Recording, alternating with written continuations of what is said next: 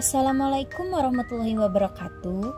Perkenalkan kami dari kelompok 1B Biokimia 2. Pada video kali ini kami akan menampilkan sebuah materi yang berjudul ekspresi genetik. Namun, sebelum masuk ke dalam pembahasan materi, izinkan kami memperkenalkan anggota kelompok kami terlebih dahulu.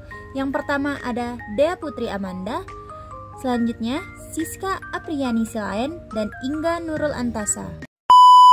Tujuan, mahasiswa mampu menunjukkan sikap tanggung jawab untuk memahami ekspresi genetik. Materi singkat.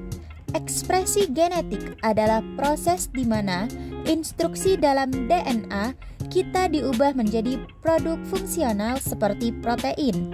Ekspresi gen merupakan proses di mana DNA digunakan untuk membuat protein yang kemudian menjalankan berbagai fungsi penting di dalam tubuh. Protein bisa berupa enzim, hormon, atau reseptor.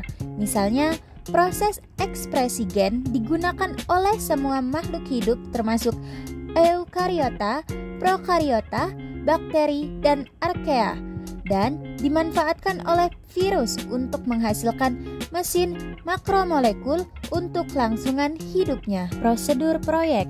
1. Carilah dan pahami materi ekspresi genetik. 2. Buatlah video mengenai ekspresi genetik.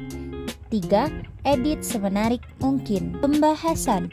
Ekspresi genetik merupakan rangkaian bagian penerjemahan informasi genetik dalam bentuk urutan basa pada DNA atau RNA, dijadikan protein dan bertambah jauh lagi fenotip. Informasi yang dibawa bahan genetik tidak bermakna apapun bagi suatu organisme apabila tidak diekspresikan dijadikan fenotip.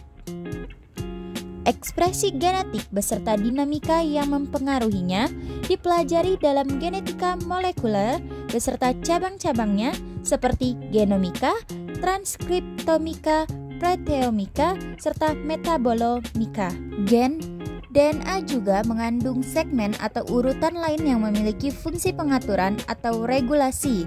Urutan regulasi memberikan sinyal yang dapat menunjukkan awal atau akhir gen atau mempengaruhi transkripsi gen atau berfungsi sebagai titik inisiasi untuk replikasi atau rekombinasi. Beberapa gen dapat diekspresikan dengan cara yang berbeda untuk menghasilkan banyak produk gen dari satu segmen DNA. Gen terletak di dalam kromosom, tepatnya pada bagian yang disebut kromomer atau nukleosom. Kromomer itu berupa butiran atau manik-manik yang dililit oleh benang-benang DNA. DNA inilah yang merupakan gen pembawa informasi genetik pada suatu individu. Letak gen pada kromosom disebut lokus, yaitu bersifat tetap. Kemudian, kromosom. Istilah kromosom digunakan untuk merujuk pada molekul asam nukleat yang merupakan gudang informasi genetik dalam virus bakteri sel eukariotik.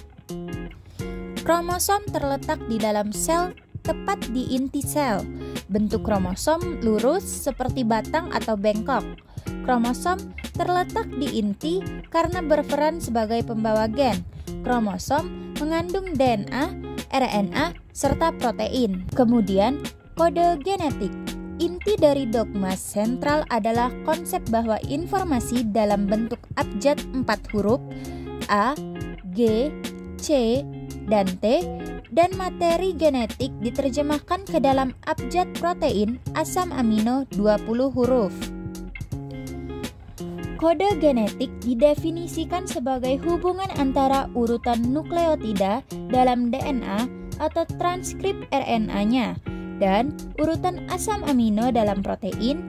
Setiap asam amino ditentukan oleh satu atau lebih triplet nukleotida kodon dalam DNA. Selama translasi, mRNA bertindak sebagai salinan kerja gen di mana kodon untuk setiap asam amino dalam protein telah ditranskripsi dari DNA ke mRNA. Selanjutnya adalah transkripsi. Transkripsi adalah proses di mana RNA disintesis dari informasi yang terkandung dalam DNA.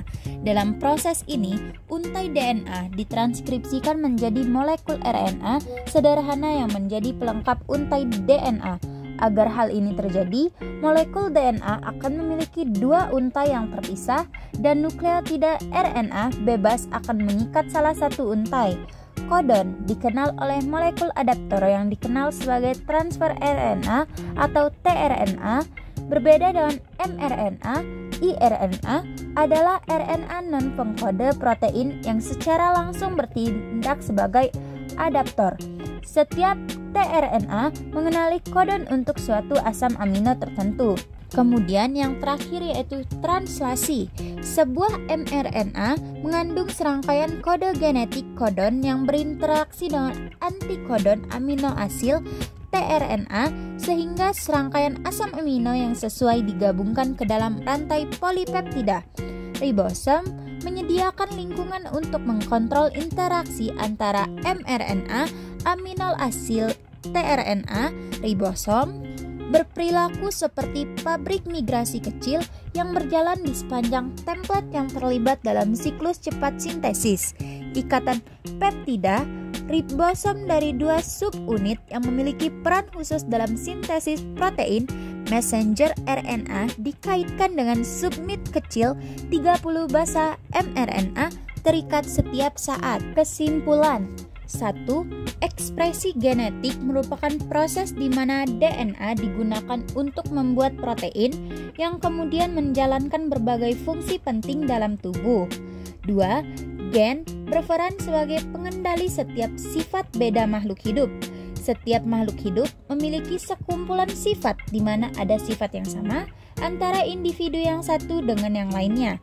Sebaliknya, genom didefinisikan sebagai kelompok semua gen yang mengkompromikan seperangkat kromosom haploid. 4. Kromosom berperan dalam menyimpan informasi genetik, kemudian memasukkannya pada sel, melindungi gen dan DNA dari kerusakan, serta kromosom memiliki peran dalam membantu mengatur proses ekspresi gen. 5. Kode genetik didefinisikan sebagai hubungan antara urutan nukleotida dalam DNA atau transkrip RNA-nya dan urutan asam amino dalam protein. 6. Transkripsi adalah proses di mana RNA disintesis atau pengkopian dari informasi yang terkandung dalam DNA. 7. Translasi adalah peristiwa penerjemahan informasi pada mRNA untuk membentuk protein.